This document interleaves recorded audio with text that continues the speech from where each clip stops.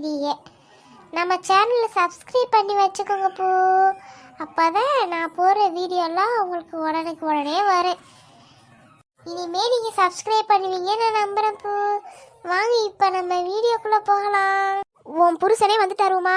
இனிமேல் நான் உன் புருஷன்ட்ட பேசிக்கிறேன், நீ எதுவும் பேச தேவையில்லை என்கிட்ட.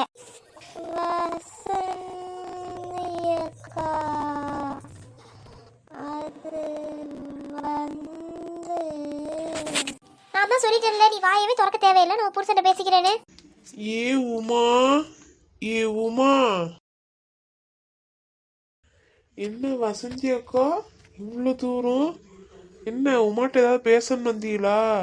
ஏட்டி உமா, உன்கிட்ட பேச வந்திருக்காக, இப்படி நீ மூஞ்சி தொங்க போட்டு நிக்கிற, என்ன ஏதுன்னு கேளு.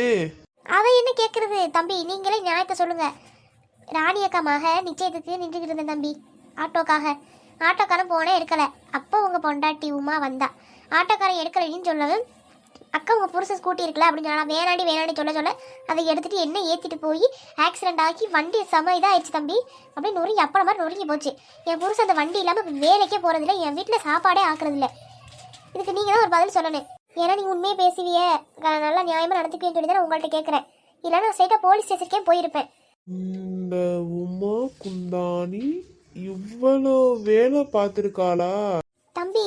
அவள் தான் என்னை கூட்டிகிட்டு போய் ஆக்சிடென்ட் பண்ணா. எனக்கு மருத்துவ செலவு என்னாச்சு, என் புருஷனோட வண்டி செலவு என்னாச்சு, அதுக்கு இன்சூரன்ஸ் கூட போடலை. இன்சூரன்ஸ் காசே நாங்கள் எடுத்துக்கோம். இப்போ வாங்கின வண்டி அப்படி போய் நொறுக்கிட்டேன். நான் வேணாம்னு சொல்ல தேவையில்லாமல் எடுத்து இப்போ என் வண்டியே போச்சு. ஏ உமா, அந்த அக்கா தான் கேட்குறாங்க, ஏதாவது வாய் திறந்து சொல்லு. உங்கள் பொண்டாட்டிக்கா பேச தெரியாது? இவ்வளோ நேரம் நல்ல வாய்க்கிலேயே பேசிக்கிட்டு தான் இருந்தா. நான் வந்து கேட்டா என் மேலே தப்பு இருக்குக்கா, அதை கூட சொல்ல மாட்டேங்கிறா. காசு தர முடியாது, இது என்ன தம்பி பேச்சு? நீங்களே சொல்லுங்க, நான் உண்மையை சொல்லணும் போய் சொல்கிறானே. வந்து காசு கேட்டா அக்கா கொஞ்சம் லேட் ஆகு போகிறதுங்க அந்த மாதிரியா சொல்லணே. வந்த உடனே என்னால் என்ன தப்பு இல்லை, என்னால் காசு தர முடியாது, இப்போ இதெல்லாம் என்ன தம்பி பேச்சு? இந்த உமாக்கு வர வர கொழுப்பு கூடிக்கிட்டே போகுதுக்கா. வீட்லேயும் ஒரு காசை வைக்க விட மாட்டேங்கிறா. அன்னைக்கு 10,000 ரூபா கொடுத்தேன், உடனே பியூட்டி பார்லருக்கு போயிட்டாத்துக்கா. பியூட்டி பார்லருக்கு ஏ உமா, 10,000 ரூபா கிடைச்சோட பியூட்டி பார்லருக்கு போக தெரியுதுல. என் காசு 30,000 எடுத்து வை, இல்லைன்னா அவ்வளோதான். பார்த்துக்க, போலீஸ் ஸ்டேஷனுக்கு தான் தம்பி. நான் உங்கள்கிட்ட சொல்லிடுறேன், இவன் காசு தரலைன்னா நான் கொலை முயற்சி கேஸில் தான் இவளை நான் தூக்கி உள்ளாக்க போடுவேன். ஆக்சிடென்ட் கேஸ்லேயும் போடுவேன், 2 கேஸில் போடுவேன். அப்புறம் உங்க நீங்கள் எவ்வளோ லட்சம் வேணா கட்டி அதை போட்டு கூட்டுங்க. அதை முதல்ல பண்ணுங்கக்கா. நான் இவளெல்லாம் எடுத்து வெளியே கொண்டுட்டு வர மாட்டேன். ஏங்க அரியா பிள்ளை சிறு தவறு பண்ணிட்டேன், அதுக்காக நீங்க 2 பேரும் எப்படி பேசிட்டு இருக்கீங்க?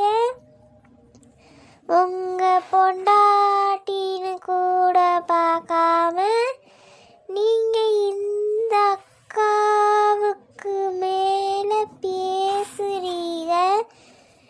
ஒழுங்கு மரியாதையா அந்த 30,000 ரூபாய ரெடி பண்ணி தாங்கங்க, இல்லைனா நான் ஜெயிலுக்கு போகணும். ஜெயிலுக்கு தானே போய் தொட, அப்பயாவது நானும் என் குடும்பமும் நிம்மதியாக இருப்போம். உன்னை வச்சுக்கிட்டு அம்மன் ஜல்லி கூட பிரயோஜனம் இல்லை. பொண்டாட்டியானவ காசு கொடுத்தாலும் குடும்பத்தை நல்லா பத்திரமா பார்த்துக்கடு. நீ 10,000 ரூபா வந்து கொடுத்தாலும் 10 நிமிஷத்தில் முடிச்சிடுறியே. உன்னைய வச்சுக்கிட்டு நான் என்ன பண்ணுறது? ஒரு மாடை கல்யாணம் பண்ணியிருந்தா கூட பாலாத காரணத்தை குடிச்சிருக்கலாம். உன்னைய கல்யாணம் பண்ணிட்டு ஒரு இதுக்கும் லாய்க்கில்லை. ஏங்க இப்படி நான் சொல்லாதீங்க. உங்களுக்கும் உங்க அம்மாவுக்கும் நான் எவ்வளவு வேலை நான் பார்த்து கொடுத்துருக்கேன். இப்படி நாக்கு மேல பல்ல போட்டு பேசுறீங்களே, இது உங்களுக்கே நியாயமாயிருக்கா? இப்படி நான் பேசாதீங்க. எனக்கு ரொம்ப மனசு கஷ்டமா இருக்கு. இந்த அக்கா சொல்ற மாதிரி நான் ஜெயிலுக்கு போனா நம்ம புள்ளைய யாருங்க பார்த்துக்குவா? அது உனக்கு மட்டும் பிள்ளை இல்லை, எனக்கும் பிள்ளை தான். நான் பார்த்துக்கிறேன் என் பிள்ளை. எனக்கு தெரியாது, நானே ஏற்பாடு பண்ண மாட்டேன். நீ தான் ஏற்பாடு பண்ணி கொடுக்கணும். இங்கே பாருங்க தம்பி, நான் 2 பேர்ட்ட சொல்லிடுறேன். யார் ஏற்பாடு பண்ணிக்கலாம் எனக்கு தெரியாது. ஆனால் எனக்கு 30,000 ரூபாய் நாளைக்கு சாயங்காலத்துக்குள்ளே வேணும். நான் போயிட்டு வரேன் தம்பி. ஏன் உமா எனக்கு 7,500 இழுத்துட்டு வர்ற? 30,000 ரூபாய் என்ன 30 ரூபா மாதிரியா டக்கு டக்குன்னு எடுத்து கொடுக்க? ஏன் உனக்கு கை காலே வச்சுட்டு சும்மாவே இருக்க முடியாதா? அந்த அக்கா வண்டி எடுத்துட்டு போய் அந்த அக்கா கீழே தள்ளி அந்த அக்கா வண்டியும் டேமேஜ் ஆக்கி, ஏன் உனக்கு இந்த தேவையில்லாத வேலை? உனக்கு தான் தெரியும்ல வண்டி ஓட்ட வராதுன்னு, அப்புறம் தேவையில்லாத விஷயத்த பண்ற. பழகி பார்க்கறது தேவையில்ல. அது நம்ம வண்டியே நம்ம சொந்தமாக வச்சு பழகி பார்க்கணும். அடுத்த வண்டி அப்படி பழகி பார்க்கலாமா? உனக்கு அறிவுங்கிறது இருக்கா இல்லையா? நானும் திட்டி திட்டி எனக்கு வாய் தான் வலிக்குதுமா. உன் கூட பேசுறதுக்கு கல்லிட்ட பேசலாம். இது உனக்கு ஒரு புள்ள வேற கேட்கு. இது எங்க அம்மா வர சொல்றேன். வர சொன்னாதான் உனக்கு என்ன ஏதுன்னு தெரியும். இல்லைன்னா நீ உங்க அம்மாடி கிளம்பி போய்கிட்டே இரு. 30,000 செட்டில் பண்ணிட்டு போய்கிட்டே இரு. நான் உன்னை தேட மட்டும் எதுவும் பண்ண மாட்டேன். என்னங்க நீங்களே இப்படி சொல்றீங்க? நான் உங்க பொண்டாட்டிங்க.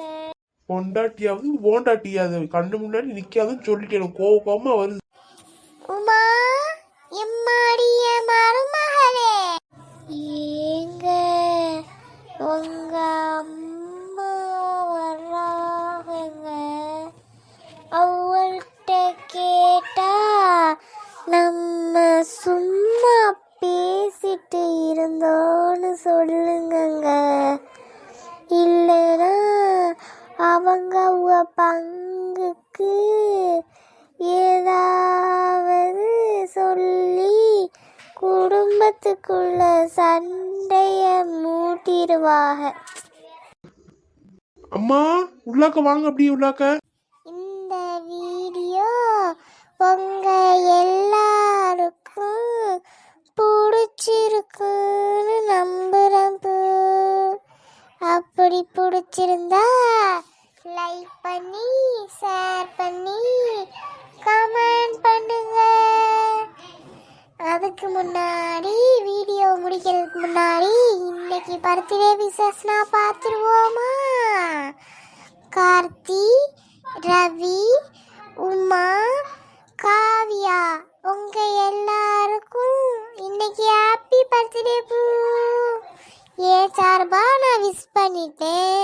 நம்ம வீடியோ பார்க்குறோன்னா அவருக்கு விஷ் பண்ணிடுங்க பூ. இந்த மாதிரி யார் யாருக்கு விஷ் பண்ணணும்னு சொல்லுங்க, நம்ம விஷ் பண்ணிடுவோம். சரி நான் போயிட்டு வரேன் பூ. பாய்.